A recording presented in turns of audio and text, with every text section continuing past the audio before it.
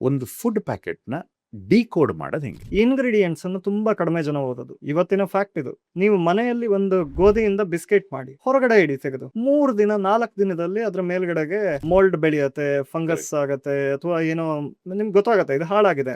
ಅದೇ ಒಂದು ಹೊರಗಡೆಯಿಂದ ಫ್ಯಾಕ್ಟರಿಯಿಂದ ತಂದಿಟ್ಟಿರೋದು ನೀವು 6 ತಿಂಗಳು ಬಿಟ್ಟು ನೋಡಿ ಏನೂ ಆಗಿರಲ್ಲ. ಫುಡ್ ಪ್ರೊಸೆಸಿಂಗ್ ಇಂಡಸ್ಟ್ರಿಯಲ್ಲಿ ತುಂಬಾ ದೊಡ್ಡ ಬ್ರ್ಯಾಂಡ್ಗಳಲ್ಲೂ ಕೂಡ ಪಾಮ್ ಆಯಿಲ್ ಯೂಸ್ ಮಾಡ್ತಾರೆ. ಅನ್ರೆಗ್ಯುಲೇಟೆಡ್ ಕೆಲವೊಂದು ಸಬ್ಸ್ಟೆನ್ಸ್ ಇದೆ, ಅಂದ್ರೆ ಅದ್ರ ಮೇಲೆ ಯಾವುದೇ ಲೀಗಲ್ ಬೈಂಡಿಂಗ್ ಇಲ್ಲ, ಅದನ್ನು ಬಳಸಬಾರದು ಅಂತ. ಬಟ್ ಅವ್ರಿಗೆ ಗೊತ್ತಿದೆ ಅದು ಬಳಸೋದ್ರಿಂದ ಅದು ಒಳ್ಳೇದಲ್ಲ ಅಂತ. ಬಹುಶಃ ಸಾಕಷ್ಟು ಜನ ಬ್ರ್ಯಾಂಡ್ ಓನರ್ಸ್ ಗಳು ತಮ್ಮ ಆತ್ಮಾವಲೋಕನ ಮಾಡ್ಕೊಂಡ್ರೆ ಅವ್ರ ಮನೆಯಲ್ಲಿ ತಮ್ಮ ಮಕ್ಕಳಿಗೆ ಅವ್ರು ತಿನ್ನೋದಕ್ಕೆ ಕೊಡಲ್ಲ. ಅಂತದನ್ನ ಅವರು ಸೇಲ್ ಮಾಡ್ತಾ ಇದ್ದಾರೆ.